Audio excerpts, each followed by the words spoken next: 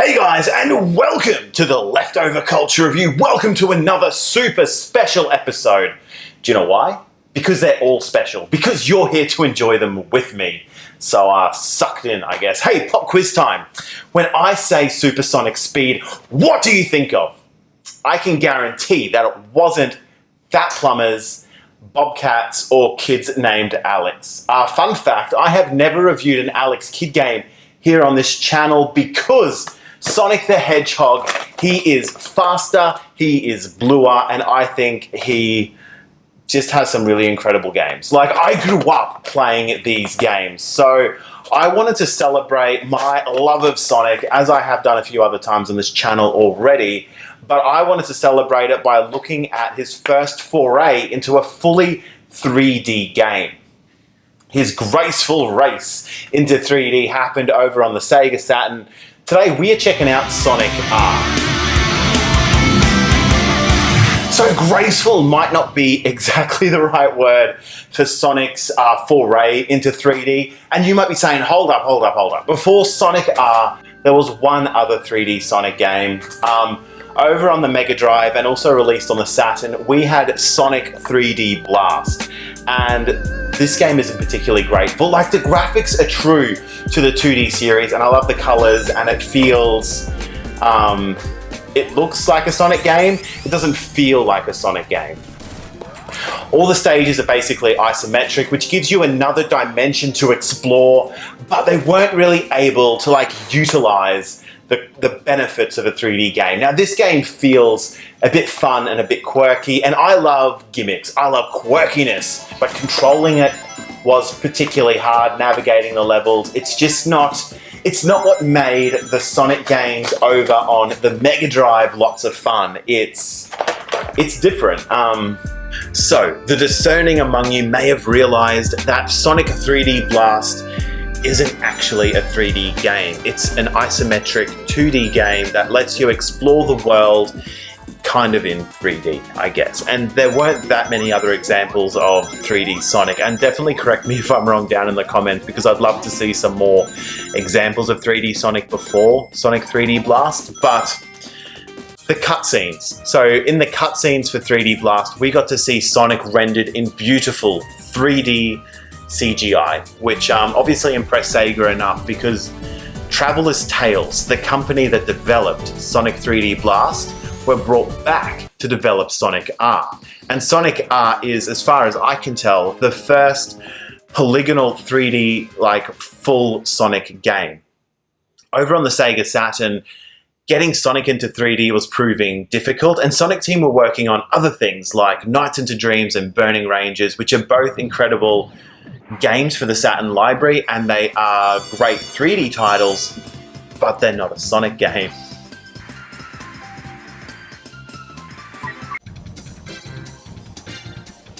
What we did get are a couple of glimpses at what Sonic might look like as a 3D game. So we got to see Sonic rendered in 3D for Sonic Jam, which was like a collection of the best games from the Mega Drive, but there was a bit of a lobby area where you had a 3D Sonic and you could run around.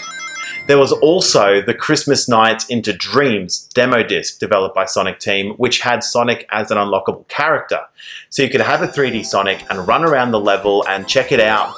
But yeah, these weren't fully 3D Sonic titles, they were just these little teasers. And this whole time, they were trying to develop Sonic Xtreme, which was supposed to be Sonic's big 3D title for the Sega Saturn, but it never happened. Instead, we got Sonic R.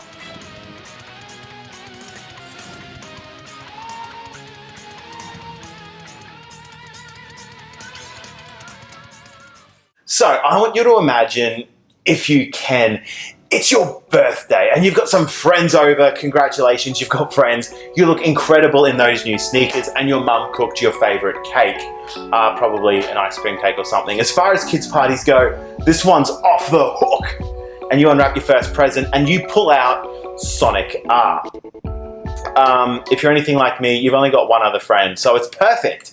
This game supports 2-player Sonic the Hedgehog action, and it's a racing game. It's it's easy to get into. Like, it's fun. You could do a lot worse as far as party games go, and you get control over the TV remote, so you can crank that soundtrack up, which is pretty much my first favorite thing about this game, is that the soundtrack is just really catchy and unique to a title like this.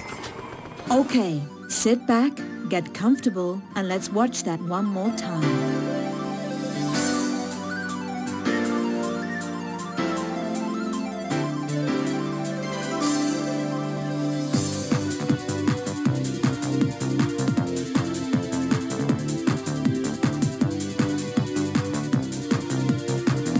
Sonic R supports 5 different courses, and I think there's enough variety in the courses to keep you coming back a handful of times afterwards. Like, for any fan of the Sonic the Hedgehog series, you are going to recognize the colours, the atmosphere, the environments. Some of the courses even start to feel a little bit closer to like Sonic Adventure, which I found really intriguing and fun. But there's only 5, and this game doesn't feel like a racing game. It feels more like they took an idea of a platformer and a racing game and like smushed them together, and they didn't really quite get a good balance of both. It's really, straight out of the gates, it's really hard to control. Like, you'll be running into everything for ages. There's like so many shortcuts in the levels. It's quicker just to miss doing the loops and to cut through the forests than it actually is to try and stay on track.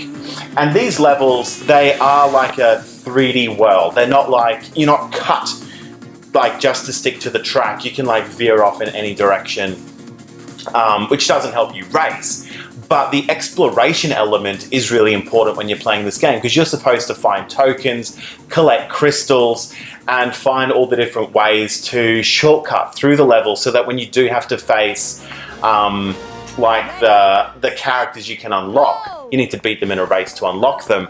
When you do finally face them, you want to have all the shortcuts and knowledge of the tracks at your disposal so you can unlock those characters. Now, I haven't unlocked all the characters. I don't want to unlock all the characters. I enjoyed like playing Sonic R a little bit, but it's not a game that I would keep coming back to. It's really fun as a fan of the Sonic series just to see those levels and how they were developed, see the different characters and their different actions and power-ups, but overall it's not a super strong game.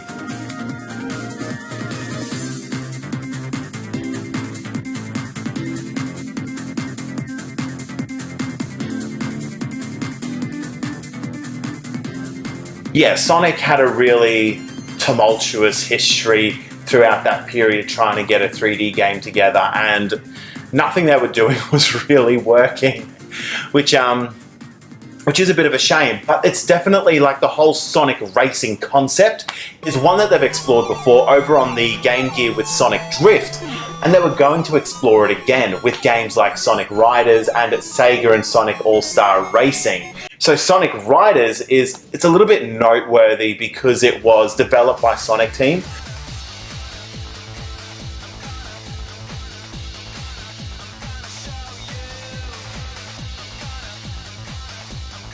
So after Sonic R came out, there was apparently enough demand for a proper Sonic racing game. So they brought out Sonic Riders, which uses like snowboards or hoverboards instead of like a racing mechanic. And then obviously we have Sega and Sonic All-Star Racing, which is like a kart racing game,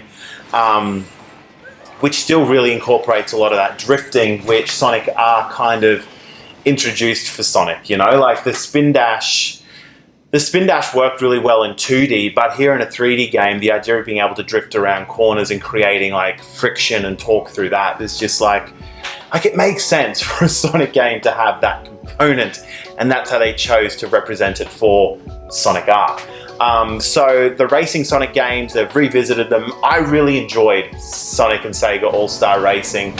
Like it's a fantastic kart racing game, and there's so many nods for Sega fans, and that's kind of what I get here in Sonic R as well. There are just so many nods to Sonic and Sega fans and getting to explore some of those levels and unlocking the characters. Like we get to play as Metal Sonic and Dr. Robotnik and a whole bunch of and 4 or 5 others, but Everyone's got their own special moves and special abilities. So Sonic didn't really get a fair shake on the Sega Saturn. The Japanese team, like I said, they were working on games like Burning Ranges and Nights into Dreams, trying to do new, innovative things, create new Sega intellectual properties to bring to market, and Sonic R was left with Traveller's Tales, the British company, and the American wing of the Sega development division were working on Sonic Xtreme. So Sonic Xtreme was supposed to be Sonic's 3D adventure for the Sega Saturn, and it never got finished. There's a couple of tech demos floating around. I really recommend checking them out because it looks like a 3D Sonic game. It looks like a bit of fun.